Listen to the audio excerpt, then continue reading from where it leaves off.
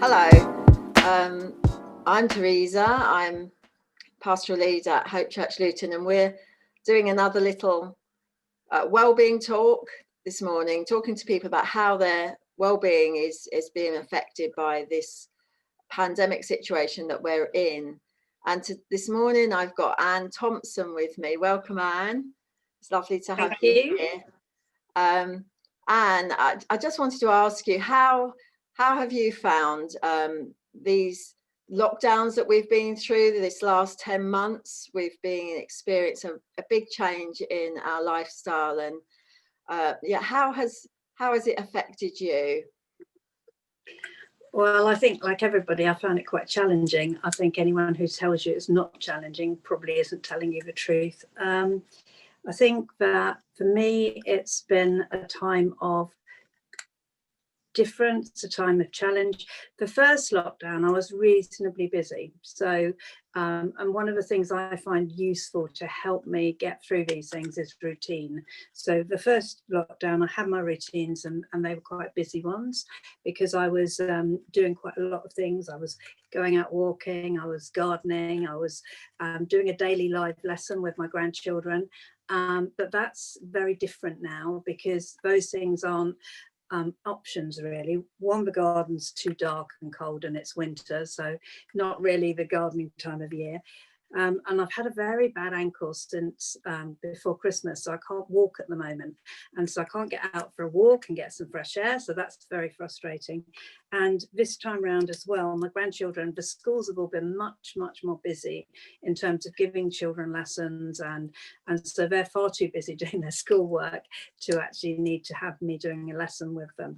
So all those things have gone this time round. So it's been trying to rebuild routines for me that work for me without those things in them, which is the challenge. And there aren't that many things that you can do.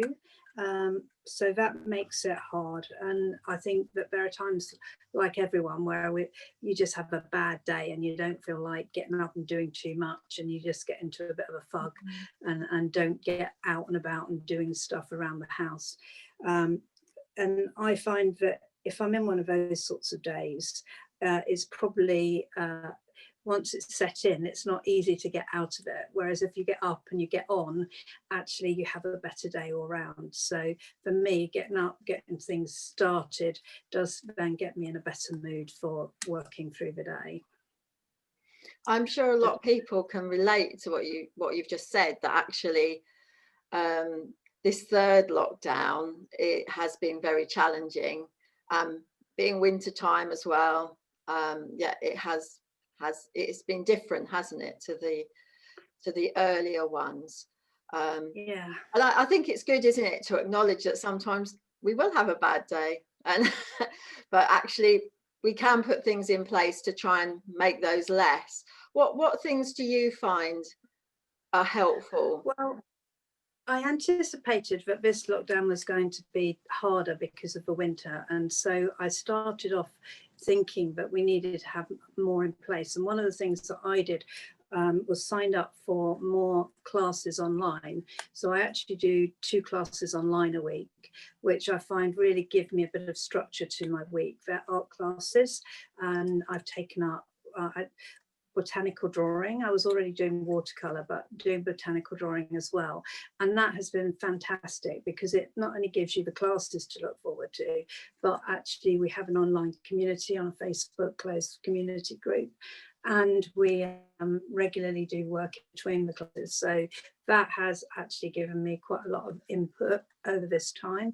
And I've thoroughly enjoyed doing those classes. So that really helps. I think as well, the other things in the week that structure the week for me are helpful. So we do our small group on a Tuesday afternoon, which gives a bit of structure to the week as well.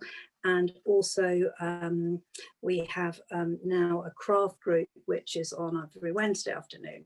So again, more things that help bring the structure to the week. I realise that I'm very, very lucky in some ways, and I'm not one of you parents out there who are working full time and trying to educate small children as well. And believe me, I do understand what that's like, but that's not our circumstances, so I can't really talk about it. So they're the sorts of things I do. I also do quite a lot where I listen to audiobooks. So I've usually got an audiobook on the go, which I'll be listening to through the day. And that is another thing that I find quite useful. But anything that brings structure and routine into the day, I think helps. Oh, that sounds good. And that craft group would be open to other people if they're interested, would it? Definitely. It's an open group, so we do it on Zoom.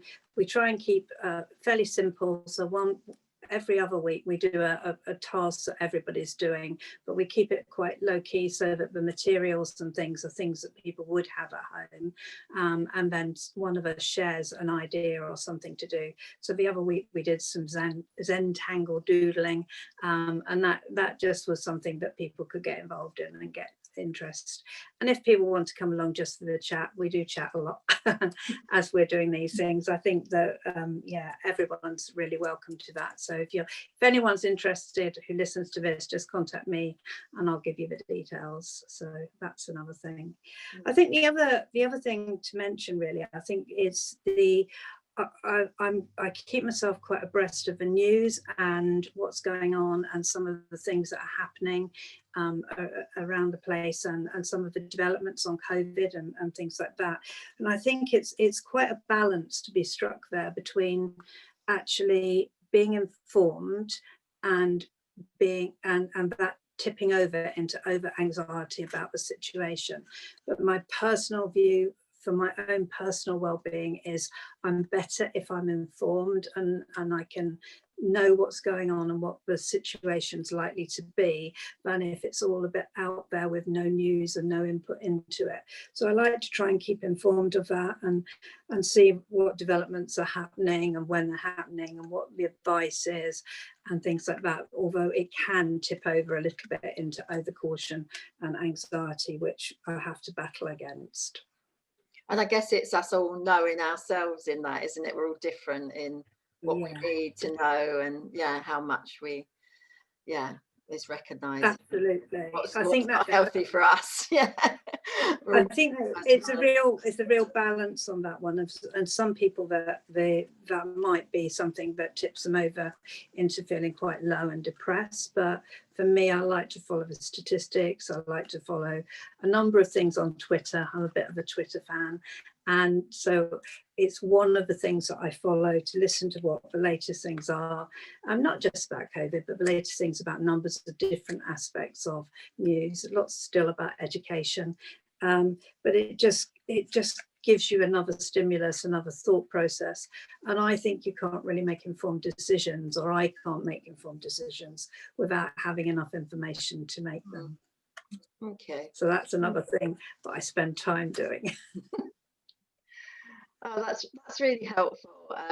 I'm sure that there's some things there that you've brought up that others will find helpful. And I think also that keeping contact with different people, isn't it, through the different activities you do, is also definitely. And I think keeping contact with people and phone calls, text messages and things is a really helpful strategy through this time. And I find that very important. So I'll regularly keep in touch with friends over the phone or via Zoom and just catch up with people and find out what's going on, because we're so cut off otherwise. And the conversation and the chat is an important part of life, really, isn't it? So I think that's a really important thing for me as well. Well, Anne, thank you. It's been lovely talking to you this morning. And that's okay. I'm sure some of those things that you've talked about will be really helpful to others. Thank you. Thank you, Teresa.